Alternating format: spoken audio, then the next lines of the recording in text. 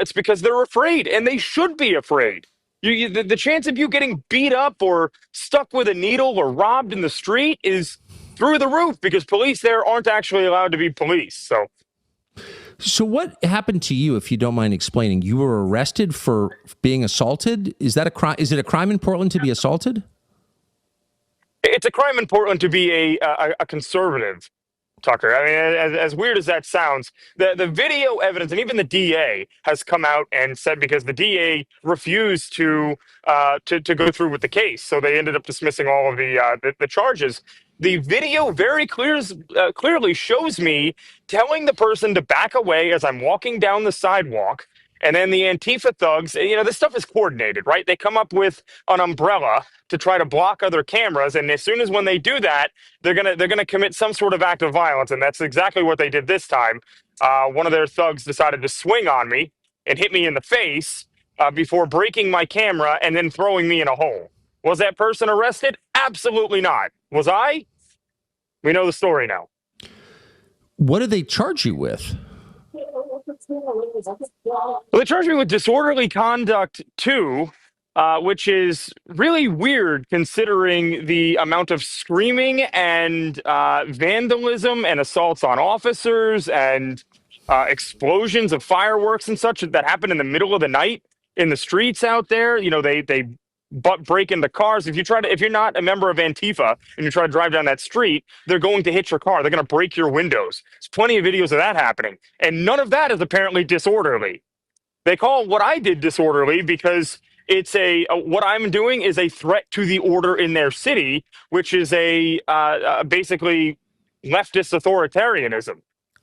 So you got your face in the way of an Antifa fist. And so you're the criminal. Did the Correct. cop apologize as he was arresting you? Like what? I mean, it's hard even to imagine the scene you're describing. Yeah, and so I actually went to this group of police. There are about 12 of them. They're way down the road. They don't do anything ever. Obviously, that situation changed a little bit as time went on. But I went over there to seek refuge with them. To hopefully, I wasn't even reporting anybody. I was just standing back. Hoping that the situation would, ease up a little bit.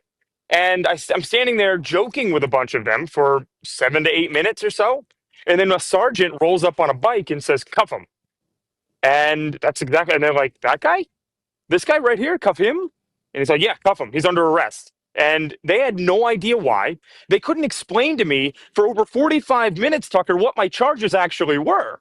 They started driving to the jail very slowly, hoping that somebody would fill them in on why I was actually being arrested. And so they had to pull over on the side of the road near the jail and just sort of twiddle their thumbs, waiting on a call from a lieutenant.